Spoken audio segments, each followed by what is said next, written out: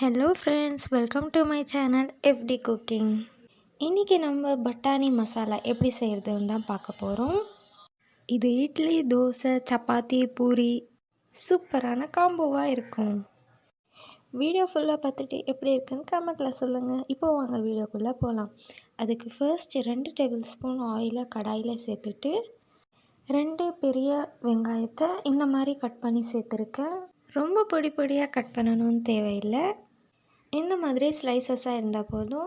இது கூட தேவையான அளவு உப்பு சேர்த்துக்கலாம். இப்போ நல்லா வெங்காயம் வதங்கட்டும்.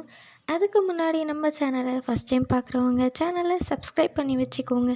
பெல் ஐக்கானை கிளிக் பண்ணி ஆல்ன்ற ஆப்ஷனையும் கிளிக் பண்ணி வச்சுக்கோங்க. அப்போ தான் நான் அப்லோட் பண்ணுற வீடியோஸ் உங்களுக்கு நோட்டிஃபிகேஷனில் காட்டும். இப்போ இது நல்லா வெந்ததுக்கப்புறமா இது கூட 4 பெரிய வெங்காயத்தை இந்த மாதிரி கட் பண்ணி வச்சுருக்கேன். இப்போ இது கூட இதுவும் சேர்த்துக்கலாம். அண்ட் இந்த வீடியோ உங்களுக்கு பிடிச்சிருந்தா ஒரு லைக் பண்ணிக்கோங்க. உங்கள் ஃப்ரெண்ட்ஸ் அண்ட் ஃபேமிலி கூடயும் ஷேர் பண்ணிக்கோங்க. தக்காளியை இந்த மாதிரி சேர்த்ததுக்கப்புறமா இது தக்காளியும் வெங்காயமும் நல்லா வதங்கி வரட்டும். உங்களுக்கு வேணும்னா இந்த ஸ்டேஜில் கரம் மசாலா, சாட் மசாலா, கொஞ்சமாக மஞ்சத்தூள் சேர்த்துக்கலாம். இப்போது நல்லா வெந்து வந்துடுச்சு ரெண்டுமே. இப்போது இது கூட 1 டேபிள் ஸ்பூன் இஞ்சி பூண்டு விழுதும், அது கூட கொஞ்சமாக உருளைக்கிழங்கும் சேர்த்துருக்கேன். அது ஆறுனதுக்கப்புறமா மிக்ஸி ஜாரில் போட்டு நல்லா அரைச்சி பேஸ்ட் ஆக்கிக்கலாம். இப்போது அதே பேனில் 2 டேபிள் ஸ்பூன் எண்ணெய் சேர்த்து அது கூட ரெட் சில்லி பவுடர், அதாவது மிளகாய், இதுவும் சேர்த்துக்கு நல்லா வதக்கி விட்டு கலர் வந்ததுக்கப்புறமா அரைச்சி வச்ச விழுதை இது கூட சேர்த்துக்கலாம். கொஞ்சமாக வெந்து வந்ததுக்கப்புறமா இது கூட உருளைக்கிழங்கு, ஒரு குட்டி உருளைக்கிழங்கு வேக வச்சுருக்கேன். அதை பொடி பொடியாக கட் பண்ணி இது கூட சேர்த்துக்கிறேன்.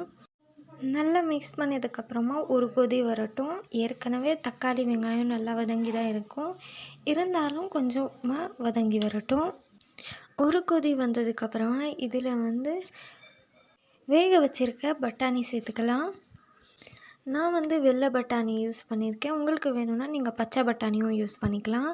2 கப் பட்டாணியும் கொஞ்சமாக அது கூட தண்ணி இருக்குது, ஒரு 1/4 கப் தண்ணி இருக்கும். அதையும் அப்படியே சேர்த்துட்டு கொத்தமல்லி தூவி விட்டுருங்க. இப்போது கொஞ்சம் நேரம் வெந்ததுக்கப்புறமா அவ்வளோதான், சூப்பரான பட்டாணி மசாலா ரெடி ஆகிடுச்சு. கண்டிப்பாக வீட்டில் ட்ரை பண்ணி பாருங்கள். அண்ட் இதே மாதிரி இன்னொரு வீடியோவில் பார்க்கலாம். தேங்க்யூ ஃபார் வாட்சிங்.